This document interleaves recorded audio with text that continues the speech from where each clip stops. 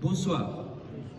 Mesdames, Messieurs, Beruchim Habayim, soyez les bienvenus à ce nouveau concert du Chœur Juif de France.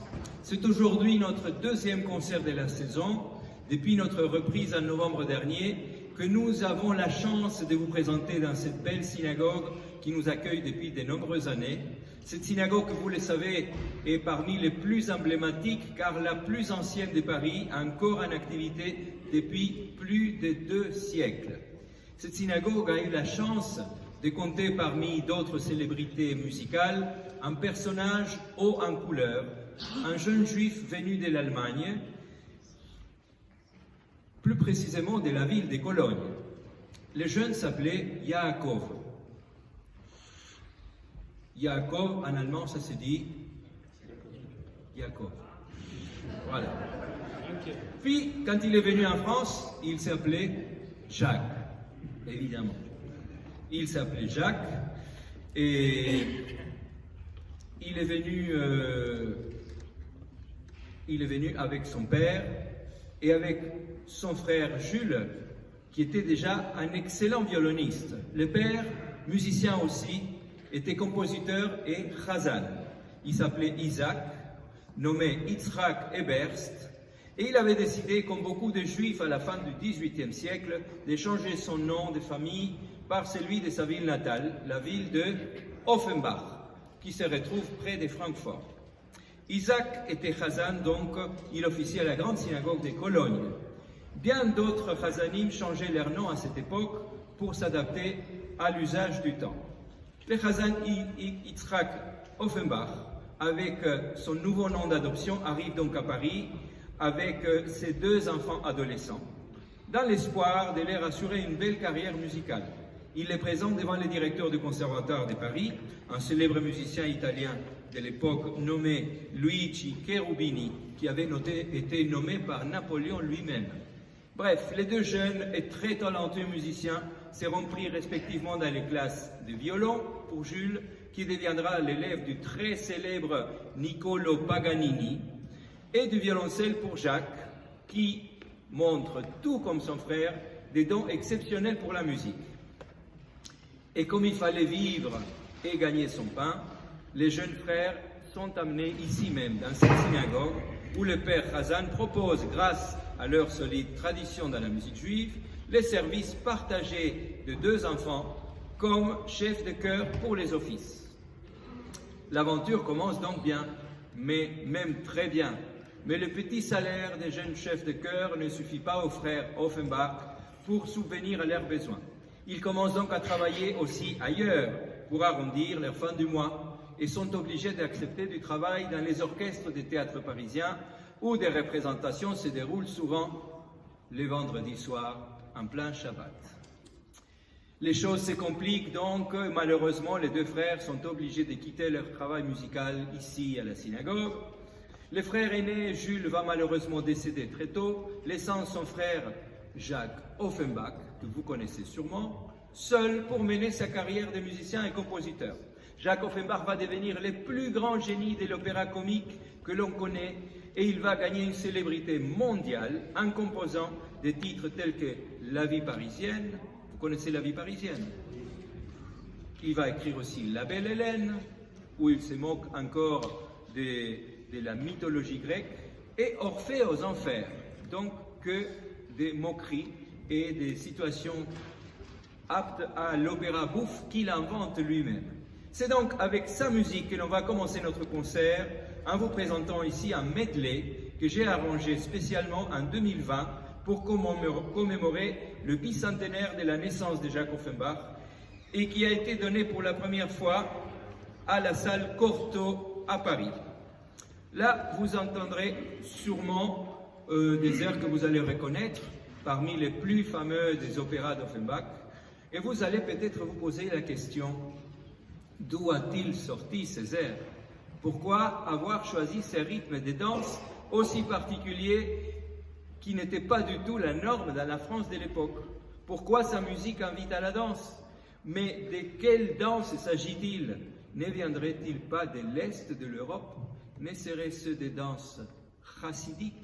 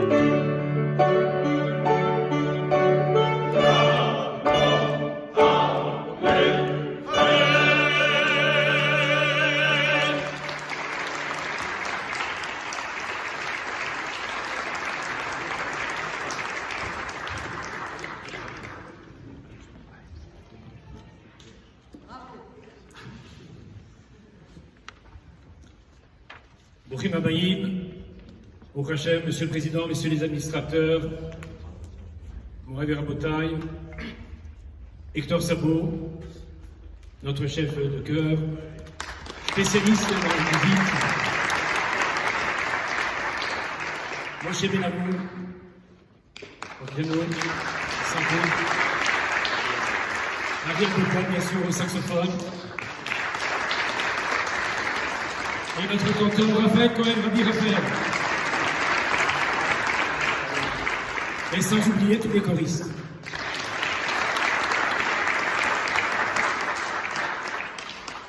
Je vois que vous connaissez la musique, et c'est pour ça que vous êtes là ce soir. Et je voulais vous dire que le peuple juif, justement, c'est celui qui a pour vocation de chanter. Et pourquoi? Parce que déjà dans l'étymologie du mot Israël, en faisant l'anagramme, en verlan, on obtient Shir El. C'est celui qui adresse des louanges à Dieu, comme il est dit dans le prophète Yeshaïa, Amzu Yatsarti Teilati et Sapeu. Ce peuple, je l'ai créé, et ma louange, ils exprimeront. Et voilà qu'aujourd'hui, effectivement, on vient à quelques encablures de la fête de Pessah. J'avais demandé donc au Chœur juif de France de préparer un programme spécial Pessah qui va nous plonger dans cette festivité, cette joie particulière qui est pleine d'évocations, de souvenirs, parce que vous savez qu'en hébreu, en anglais, Passover, en verlan, vous savez quoi? Overpass. You know what is this? Et qu'est-ce que ça veut dire overpass? C'est le pont des générations. C'est-à-dire qu'effectivement, lorsqu'on va donner à nos enfants un message, un enseignement, des valeurs, un vécu de ce Seder de Pessah, alors à ce moment-là, il y a quelque chose qui reste dans la conscience et la mémoire et le mental d'un être et qui peut être transmis aussi au fil des générations. C'est grâce justement à ces moments, à ces papas, à tous ces enfants qui sont devenus grands, qui ont permis à ces générations de devenir ce qu'elles sont aujourd'hui. Et je voulais vous dire qu'effectivement, Pessah est un moment de joie, d'émotion, Et ces émotions aussi, vous allez les sentir dans quelques instants avec cette panoplie de chants de Pessah. Alors justement, la paracha de cette semaine, c'est quoi? C'est Azria, Metzora, la prochaine semaine aussi. C'est les lois concernant la parole. Et d'ailleurs, la prochaine conférence que nous réaliserons sera le 26 avril. Je lance une page de publicité, vous voyez avec moi, à 19h45, et nous traiterons la parole et ses méfaits. Alors justement, Pessah, c'est Pessah, c'est la bouche de vie. Et Pharaon, c'est quoi? Les lettres extrêmes, c'est P, et les lettres médianes, c'est Ra, mauvaise. C'est la bouche mauvaise. Et justement, si vous allez à Luxor, il y a un hiéroglyphe sur lequel il y a marqué, vous savez quoi? La race des Hébreux s'éteindra. Mais nous, Am Israël, Chai.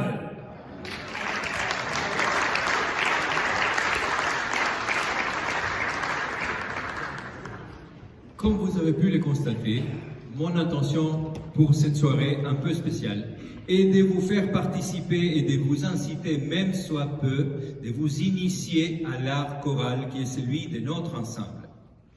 Les frères Offenbach, dont on a parlé tout à l'heure, n'ont pas réussi à travailler durablement dans cette synagogue, mais une forte tradition musicale s'y est perpétuée. Elle a évolué, elle a pris des formes différentes et variées au cours des 2 derniers siècles. Aujourd'hui, on va faire le pari de continuer à développer à notre manière, en essayant de continuer à vous faire participer activement à cette fête musicale proposée par les chœurs juifs de France, qui est une émanation de la PAC, l'association pour la promotion de l'art cantorial présidée par le rabbin Raphaël Cohen, conjointement avec les consistoires de Paris-Île-de-France qui soutiennent notre chœur depuis novembre 2006, date de notre création. Le rabbin Torjman nous a parlé de Pessah. Vous connaissez sûrement Ma nishtana halayla hazeh mikol haleilot. Qu'est-ce qui est différent? Qu'est-ce qui distingue cette nuit de toutes les autres? C'est ainsi que commencent donc les chants les plus connus du Seder de Pessah, la fête de la liberté, celle de la sortie de l'esclavage, celle qui nous mène vers une vie nouvelle, responsable, où la liberté doit être précieusement préservée pour qu'elle demeure comme notre bien le plus précieux. Je me suis donc posé cette même question par rapport à notre concert de ce soir, qui se poursuit justement par ces chants suivis d'un autre bien connu, Dayeinu. Il nous est suffisant. Vous direz peut-être ça à la fin du concert. Lors du premier confinement, à cette même époque de l'année, lorsque nous étions obligés de limiter le Seder de Pessah au cercle restreint de la famille habitant un même foyer, il m'est venu l'idée de composer un petit arrangement à 3 voix pour chanter Ma nishtana pendant le Seder avec mon épouse et mon fils, le petit dernier de mes 3 enfants, qui habitent encore chez nous à la maison. Nous l'avons joyeusement chanté pendant nos Sédarim, puis nous avons pu partager un enregistrement que nous avons fait par la suite avec le reste de la famille et quelques amis. Et là, une vérité s'est imposée. Rien ne remplace la musique faite sur le vif, la musique en live, comme on a coutume de le dire de nos jours. C'est pourquoi nous sommes là ce soir, avec vous tous, pour partager l'émotion particulière que seuls le chant et la musique peuvent dégager, et qui a besoin des 2 protagonistes, nous et vous, les interprètes et le public. Un public qui partage avec une écoute active la musique produite par le ou les interprètes et qui exceptionnellement va continuer ce soir à être chanté avec vous.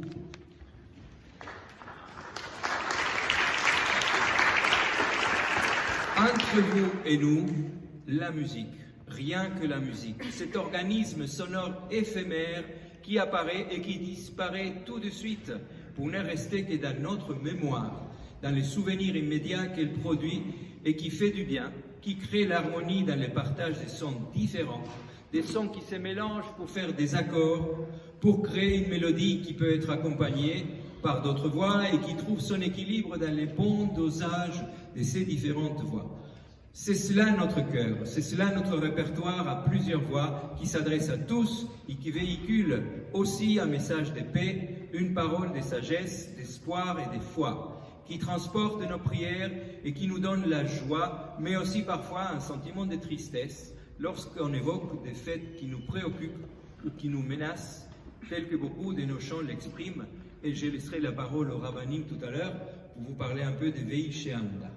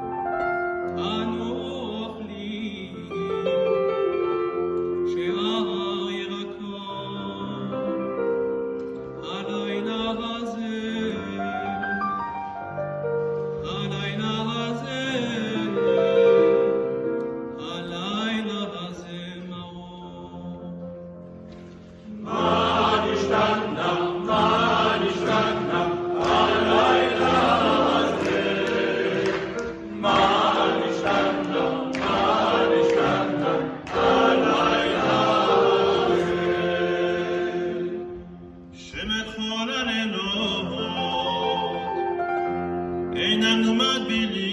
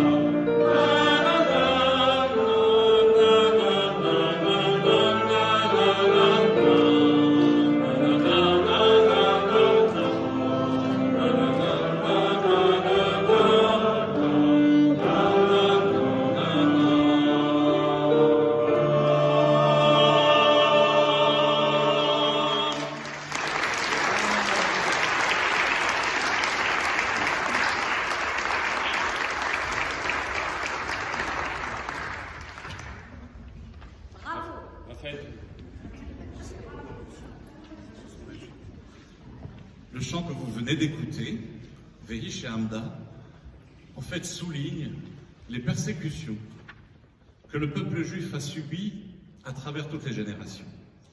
Et c'est encore plus d'actualité aujourd'hui, avec ce qui se passe en Ukraine, avec toutes les souffrances qu'il y a, avec les 350 000 juifs qui sont aussi là-bas, qui souffrent et qui, au jour le jour, luttent pour sauver leur vie.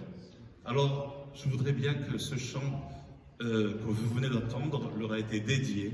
Vehi She'amda, Aval HaKadosh Baruch Hu Matzilenu Miyadam. Dieu vient toujours à notre secours.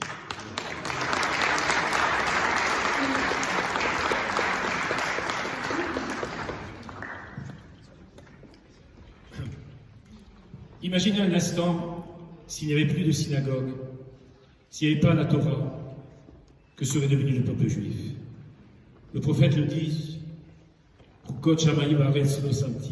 c'est-à-dire l'humanité tout entière n'existerait plus. Vous savez que le VI, ce sont les lettres initiales qui désignent quoi? Le Vav, c'est 6. Ça vous rappelle quoi? Shisha, Sidré, Mishnah, le droit oral. Le E, 5, même si ceux qui ne sont pas tunisiens, c'est les 5 livres de la Torah. Le Yud, c'est les 10 commandements. Et le Aleph, Akadosh Baruch Hu, c'est Dieu.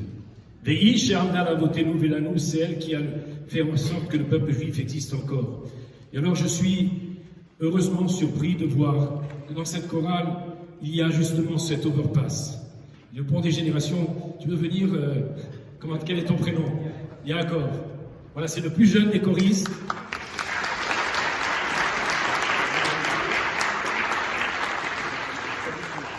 Bonsoir à tous. Voilà. Razak. Il a 16 ans, c'est le plus jeune. Et puis on voit bien qu'il y a toutes les tranches d'âge qui sont représentées. Félicitations à toutes ces personnes qui, chaque lundi, ou une fois tous les 15 jours, font une répétition régulièrement, dirons-nous. Alors, je voulais juste terminer en disant qu'effectivement, vous savez que les pierres sont les témoins de la succession des générations. Cette synagogue, elle a 200 ans. Imaginez le nombre de personnes qui sont venues au cours de l'histoire et qui ont jalonné tous ces moments prestigieux. Je voulais vous dire que, effectivement, en hébreu, une pierre se dit Even, en trois lettres, pour ceux qui font des mots croisés en hébreu. Zarma. Alors, le Aleph, c'est l'initiale de Av et de M. C'est le père et la mère. Le Bet, c'est Ben et Bat, le fils et la fille. Et nous, ce sont les Ninim et les Nechadim, c'est-à-dire les petits-enfants et les arrière-petits-enfants, alors que cette chaîne des générations puisse continuer à tout jamais avec votre présence et avec votre force et votre concours pour donner aux générations futures aussi cet élan, cette force et cet enthousiasme.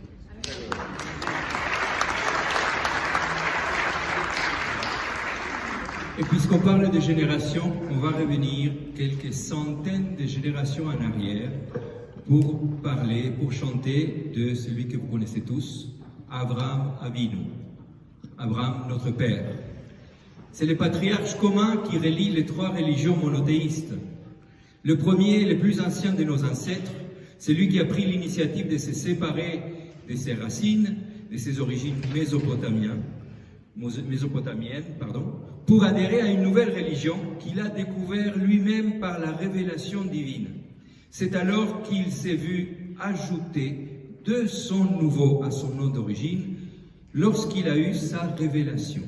Alors, tout comme son petit-fils Yaakov, tu l'as, mais je parle du petit-fils d'Abraham, Yaakov, qui s'appelait plus tard Israël, le nom d'Abraham s'est vu modifié par l'ajout du He, suivi d'un A, Avraham, sonorité qui exprime le souffle, l'esprit. C'est qu'en hébreu, en un seul mot unique, veut dire la Neshama. La chanson judéo-espagnole Cuando el rey Nimrod raconte l'histoire du roi qui a fondé plusieurs villes mésopotamiennes, dont la plus importante était la Babylone, Babel. La chanson raconte une vision qu'a eue le roi Nemrod dans les ciels, lui annonçant la naissance d'Abraham, la lumière d'Israël. Vous allez entendre la mélodie principale dialoguer par moments avec les autres voix du chœur, tantôt avec des imitations en canon, tantôt en formant des accords à 4 voix. Et après, je vous ferai chanter.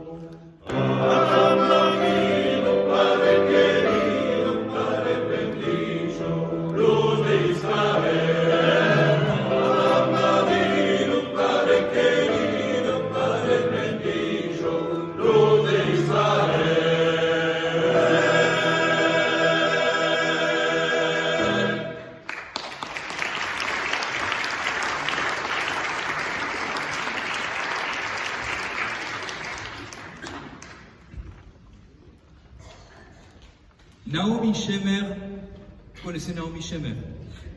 Je suis déjà sur la prochaine chanson. Yerushalayim Shel Zahav, vous connaissez? On ne va pas la chanter ce soir. Je vous parlerai tout à l'heure de Naomi Shemer, mais vous connaissez cette chanson peut-être? Abraham Avinu. Abraham Avinu. Faites. Abraham Avinu. Écoutez. Il faut chanter, messieurs. Écoutez. Abraham Avinu. Ça, c'est pour les voix graves. Les voix aiguës. Abraham Avinu. Abraham Avinu. Padre querido. Padre querido. Padre bendito. Padre bendito. Luz de Israël. Très bien, je vous écouterai pour la prochaine audition. J'ai noté les noms qui se sont distingués ce soir. Très bien. Alors je vais vous parler de Naomi Shemer. Naomi Shemer, surtout connue pour sa chanson Yerushalayim Shel Zahav, il a composé des dizaines et des centaines de chansons. L'une des plus connues se nomme également Lou Yehi. Qu'il en soit ainsi. Expression qu'on pourrait également assimiler au mot Amen. Certains commentateurs ont associé la mélodie de cette chanson à la très célèbre chanson des Beatles, Let It Be. Vous connaissez? Let It Be, Let It Be, Lou Yehi, Lou Yehi. Voilà. C'est pas la même mélodie, mais vous allez trouver quelques similitudes. Let It Be, signé par le non moins célèbre Paul McCartney. En effet, si vous écoutez bien, il y a une petite ressemblance dans le style. Lou Yehi présente un magnifique texte tout habillé de spiritualité et d'allusion à la foi juive.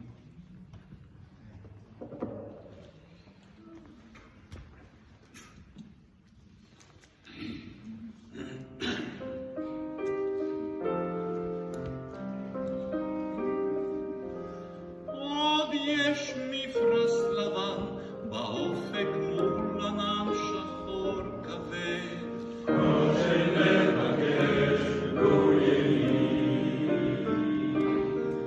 והנה בחלונות הערב אור נרות החג רועד. לו יהי, לו יהי, לו יהי, אנא לו יהי, כל שנבקש לו יהי,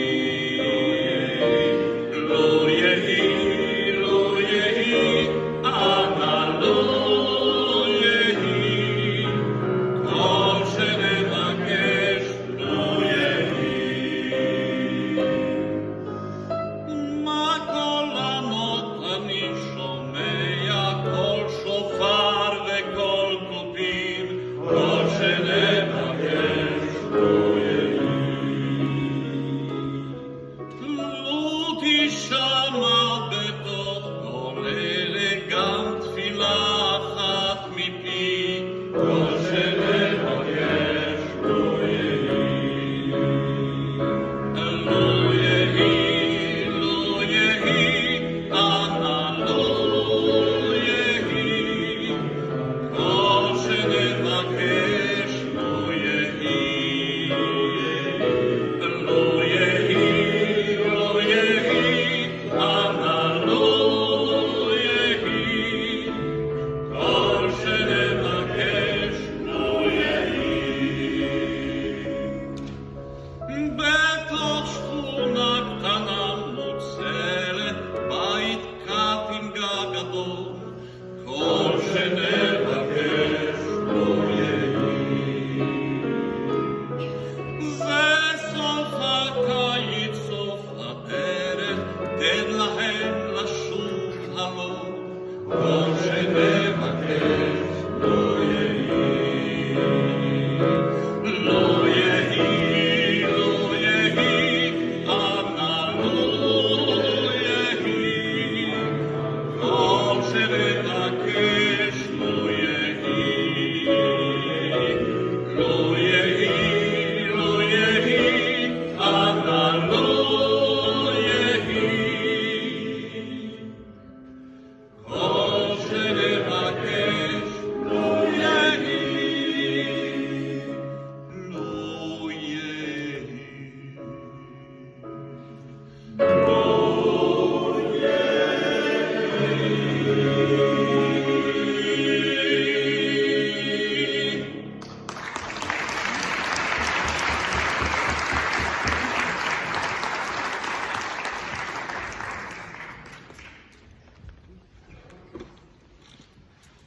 Lou Yehi clôture la première partie de notre concert.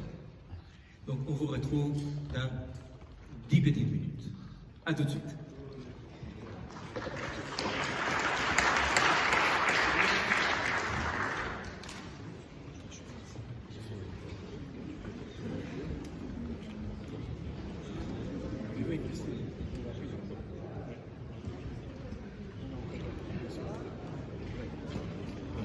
C'est pas terminé, hein?